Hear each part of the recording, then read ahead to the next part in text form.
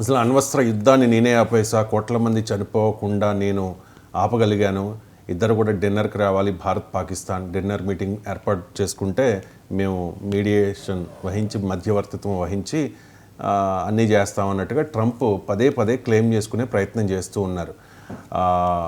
భారత్ ఖండించింది ట్రంప్ వ్యాఖ్యలను కూడా. మోదీ అయితే ఓపెన్ అవ్వలేదు కానీ భారత్ అఫీషియల్గానే ఖండించిన పరిస్థితి. అండ్ దీని మీద మరి మోదీ రియాక్ట్ అవ్వాలి కదా అని చెప్పి ప్రతిపక్షాలు క్వశ్చన్ చేస్తూ ఉన్నాయి, ముఖ్యంగా కాంగ్రెస్ నుంచి రాహుల్ గాంధీ. ఎందుకు మోడీ నోరు విప్పాలి అంటే ఏం చెప్తారు? ఒకటేనండి, ఈ మే 10వ తారీఖున కాల్పుల విరమణ జరిగిన తర్వాత అది మొట్టమొదటిగా ప్రపంచానికి తెలియజేసింది ఎవరు అంటే అమెరికా అధ్యక్షుడు డొనాల్డ్ ట్రంప్ తన ట్రూత్ సోషల్ అనే దాని ద్వారా తెలియజేశాడు. ఇది ఆయన మొట్టమొదటి ఎందుకు చెప్పాలి, ఇండియా నుంచి రావాలి అనేది, ఇక్కడ పాకిస్తాన్ నుంచి అయినా రావాలి, మేము ఓడిపోయాం అన్నట్టు అనేది ఇక్కడ క్వశ్చన్ అనమాట. ఈ ట్రంప్ గారు అక్కడతో ఆగడం లేదు, ఇంకా ఎక్కడికి వెళ్ళిన తర్వాత రోజు మళ్ళీ మాట్లాడారు వాషింగ్టన్ డీసీలో, తర్వాత నిన్న రియాద్లో ఈ సౌదీ అరేబియా ట్రిప్లో అక్కడ కూడా మాట్లాడారు. ఎక్కడ పడితే అక్కడ చెప్తున్నారన్నమాట, కాల్పుల విరమణ నేనే చేపించాను, 2 దేశాలు వాణిజ్యం అనే పేరుతో తెప్పించాను, ఇద్దరిని బెదిరించాను, అణుయుద్ధం మంచిది కాదు, అణుయుద్ధాన్ని ఆపింది నేనే, లక్షల మంది ప్రాణాలు, కోట్ల మంది ప్రాణాలను కాపాడాను, నాకు నోబెల్ ఇచ్చేయండి అన్నట్టు చెబుతూనే ఉన్నారు గత రోజులు. దీన్ని భారతదేశం ఏంటంటే పరోక్షంగా ప్రత్యక్షంగా కూడా ఖండిస్తుంది. ఆ విధంగా ఏంటంటే పరోక్షంగా ఏం చేసింది, ప్రధానమంత్రి గారు జాతిని ఉద్దేశించి 12వ తారీఖున మాట్లాడినప్పుడు ఇది ద్వైపాక్షికమే అన్నట్టు మాట్లాడారు, కానీ అమెరికా ప్రస్తావన ఎక్కడ ఉన్నట్టు ఆయన మాట్లాడలేదు. అంటే ఒక రకంగా పరోక్షంగా తిరస్కరించారు ఆయన. ట్రంప్ గారిని హత్య చేయకుండా, ట్రంప్ని హత్య చేస్తే ఇప్పుడు కుదరదు, వాణిజ్య విధానం చాలా విధానాలు ఉంటాయి.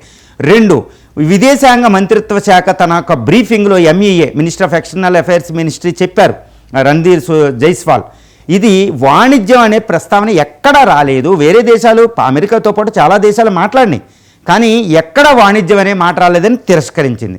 2, అమెరికా అనేది లేదు, ఇది ద్వైపాక్షికంగా చాలా సూటిగా చెప్పారండి. DGMOs director general of military affairs of both countries, 2 కంట్రీలు వాళ్ళు మాట్లాడుకుని, వాళ్ళు మాకు 3 గంటల 40 నిమిషాలకు ఫోన్ చేస్తే మేము యాక్సెప్ట్ చేస్తే ఈ కాల్పుల విరమణ జరిగింది, అంతేకాని ఎవరు మధ్యవర్తిత్వం లేరు ఈ విషయంలో అని భారతదేశం పునరుద్ఘాటించి నొక్కి ఒక్కానించి కూడా చెప్పింది. కానీ అక్కడ ట్రంప్ గారు మాట్లాడుతూనే ఉన్నారు. దీనివల్ల భారతదేశానికి తీవ్రమైన నష్టం జరుగుతుంది. కాంగ్రెస్ చెప్పిందనే కాదండి, తీవ్రమైన నష్టం జరుగుతుంది భారతదేశానికి. వరి ఇది, ఎందుకంటే ఇది కూడా క్వశ్చన్ చేస్తుంది కూడా కాంగ్రెస్. ఎందుకంటే 1972 సిమ్లా ఒప్పందం ప్రకారం కాశ్మీర్ అనేది ఒక ద్వైపాక్షిక అంశం పాకిస్తాన్ ఇండియాల మధ్యలో. కానీ ఇప్పుడు అమెరికా వచ్చి, ఈ అమెరికా అధ్యక్షుడు ఏదో కాల్పుల విరమణ అనడంలా, మేము ఇద్దరికి డిన్నర్కి రండి వాషింగ్టన్, ఈ 2 దేశాల నాయకులు ఒక గొప్ప నాయకులు ఒక సమయస్ఫూర్తి చూపారని ఇద్దరిని ఒకే ఘాటాన్ని పెట్టేస్తున్నారు. పాకిస్తాన్ ఇండియాని ఒకే ఘాటాన్ని పెట్టేస్తున్నాడు మోడీ, ఈయన ట్రంప్ గారు. ఇక్కడ జరిగే 2 నష్టాలు. ఒకటి, ద్వైపాక్షిక అంశం అనే దాన్ని ఇండియా వదిలేసిందా? వదలదు. ఇది ద్వైపాక్షిక, ఎవరో మిడిల్ మ్యాన్ కుదరదు, మీడియేటర్స్ మధ్యవర్తిత్వం కుదరదు అనేది భారత స్టాండ్ 1972 నుంచి, ఎవరిని రానివ్వదు. ఇది ఒకటి. దీని ఇప్పుడు ట్రంప్ గారు నేనున్నాను అన్నట్టు మాట్లాడుతున్నారు. అంటే ద్వైపాక్షం వదిలిందని కాంగ్రెస్ క్వశ్చన్ చేస్తుంది, ద్వైపాక్షం వదలలేదని ప్రభుత్వం చెబుతూనే ఉంది.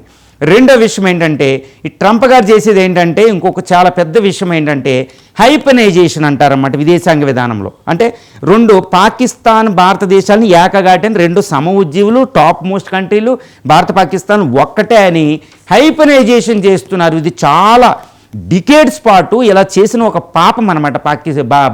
ఏది అమెరికా ఇండియాని పాకిస్తాన్తో సమానంగా చూసేది అమెరికా. ప్రపంచం కూడా ఇండియాని చాలా ఇంత శక్తివంతమైన పాకిస్తాన్తో సమానంగా చూసేవారు. ఇప్పుడు ట్రంప్ గారు చాలా కష్టపడి భారతదేశం ఈ పదాన్ని తీసి డీహైపనైజేషన్ అంటారు, అంటే ఒకే ఘాటాన్ని పెట్టడం అనేది తీసేస్తే, ఇప్పుడు ట్రంప్ గారు తెలుసో తెలియకో ఆయన అసలు అవగాహన ఉండి మాట్లాడుతున్నారో ఏమో కానీ ఇద్దరిని ఒకే ఘాటాన్ని పెట్టేశారు, హైపనైజేషన్. ఇది చాలా ప్రమాదకరం. ఎందుకంటే భారతదేశం ఎక్కడండి 4వ అతిపెద్ద ఆర్థిక వ్యవస్థ, 4వ ప్రపంచ శక్తి ఎకానమీగా. ఇప్పుడు ప్రపంచంలోనే ఒక సూపర్ పవరు. అది అమెరికా అంగీకరించి క్వాడ్లో ఉన్నాం, G20లో ఉన్నాం, అన్నిట్లో తెలుస్తుంది. నిన్నగాక మొన్నే మోడీ గారు వెళ్ళి వచ్చారు, అప్పుడు కూడా తెలుసు ట్రేడ్ డీల్ చాలా ఇంపార్టెంట్. పోటీ పడుతుంది, చైనా పోటీ పడుతున్నాం. పాకిస్తాన్ అనేది చాలా చిన్న దేశం, ఎందుకు పనికిరాని టెర్రరిస్ట్ హబ్బు. ఇలాంటి దేశంతో భారతదేశాన్ని హైపరైజ్ చేయడం అనేది చాలా తీవ్రమైన నష్టం భారతదేశాన్ని కలిగిస్తున్నారు ఎవరో ట్రంప్ గారు, డొనాల్డ్ ట్రంప్ గారు. అందుకే ఇది విమర్శ, ఈ విమర్శలో తప్పని నేను అనుకోవడంలే. భారతదేశం కూడా దాన్ని తిరస్కరిస్తుంది ఎంతో విధంగా. కానీ ఇక్కడ మోడీ మాట్లాడాలని కోరుకుంటున్నారు. అవును, మోడీ మాట్లాడాలా? ఈ విషయంలో నేనైతే సుస్పష్టంగా చెప్తున్నాను, మోడీ గారు మాట్లాడకూడదు ఈ టైంలో. ఎలా మాట్లాడాలి? మరి షహబాజ్ షరీఫ్ పాకిస్తాన్ ప్రధానమంత్రి హోదాలో మాట్లాడారు కదా, మరి మోదీ కూడా మాట్లాడారు. మోడీ గారు పరోక్షంగా చెప్పేశారండి. చూడండి ఎంత నిగూఢంగా ఉంటుందంటే, అది అమెరికా ఇప్పుడు ఆల్రెడీ టారిఫ్ వార్ జరుగుతుంది. భారతదేశం పాకిస్తాన్తో ఫైట్ చేయడానికి భారతదేశం పుట్టలేదు. ఇక్కడ భారతదేశానికి చాలా ఎయిమ్స్ ఉన్నాయి. పాకిస్తాన్ మనం ఆల్రెడీ అనిచేసాం, దాన్ని ఏ యుద్ధ లక్ష్యాలు ఏమున్నాయో అన్నీ మనం సాధించేసాం. ఇప్పుడు అమెరికాని ఎందుకు హత్య చేయాలి? ఇప్పుడు ట్రంప్ గారికి అవగాహన కలిగించాలి మనం. ట్రంప్ గారికి ఆపోజిట్గా ఇక్కడ న్యూఢిల్లీ నుంచి ట్రంప్ గారిని డైరెక్ట్గా ప్రైమ్ మినిస్టర్ తిట్టేయకూడదు. మనం ఏమన్నా జెల్నిస్కి, పాకిస్తాన్ చిన్న దేశాలం కాదు, అద్భుతమైన దౌత్యనీతిని నడిపే ఒక అద్భుత దేశం. ఇక్కడ ప్రధానమంత్రి గారే మాట్లాడిన అవసరం లేదు, జయశంకర్ గారు మాట్లాడినా సరిపోతుంది. ప్రధానమంత్రి గారు మాట్లాడే ముందు ట్రంప్ గారిని డైరెక్ట్గా మాట్లాడాలన్నమాట, ఇలా పబ్లిక్లో కాదండి. మనం ఎలా మాట్లాడాలి? ట్రంప్ గారితో డైరెక్ట్గా ప్రైమ్ మినిస్టర్ గారు హాట్ లైన్ అని ఎన్నో ఉంటాయి ఫోన్లో, అక్కడ సంభాషించాలన్నమాట.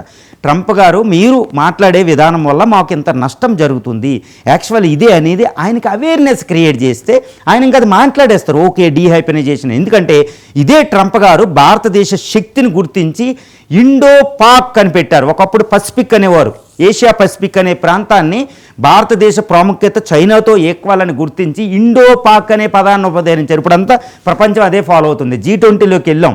ఇంతటి ట్రంప్ గారికి మన భారతదేశ శక్తి తెలుసు, కానీ ఒక తప్పు చేస్తున్నారు అవగాహన రాహిత్యం వల్ల. ఆ అవగాహనని ట్రంప్ గారికి కలిగిస్తే మనం సరిపోతుంది.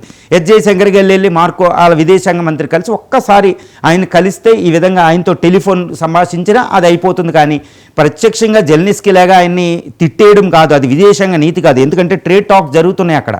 చైనా ట్రేడ్ టాక్స్ చేసేసుకుంది, మనకంటే మన యుద్ధంలో ఉంటే ట్రేడ్ టాక్స్ చేసేసుకుని అది ప్రయోజనం పొందుతుంది. ఇప్పుడు ఎంతో విశిష్టం ఉంది. ఇప్పుడు ట్రంప్ అనేది వ్యక్తిత్వం అంతగా హత్య అవుతే ఆయన చాలా ప్రమాదకరం అనమాట. చూడండి జెలెన్స్కీ ఏమైందో. కాబట్టి ఆయన హత్య చేయకుండా జాగ్రత్తగా సంభాషించాలి. అందుకే చూడండి, ఎప్పుడైనా వైట్ హౌస్లో మోడీ గారు కలిసినప్పుడు ట్రంప్ గారితో చాలా జాగ్రత్తగా ఉంటారు. ఆయన హత్య అవుతే చాలా ప్రమాదం. షేక్ హ్యాండ్ ఇచ్చినా చాలా డేంజర్. ఆయన కుక్క కనపడినా చాలా డేంజర్. ట్రంప్ గారు ఒక జర్మనీ మాజీ అధ్యక్షుడు ఏంజెలా మార్కెల్ని ఆయన కుక్కతో పరిగెంటించి కూడా భయపెట్టారు. ఆయన వ్యక్తిత్వం అంత వేరుగా ఉంటుంది. ఆయన హత్య చేయకుండా మోడీ గారు చాలా జాగ్రత్తగా ఉంటారు. ఈ విషయంలో మనం అవగాహన కలిగిస్తే సరిపోతుందండి. ఇప్పటివరకు అంటే ఈ 2025 యుద్ధాన్ని మినహాయిస్తే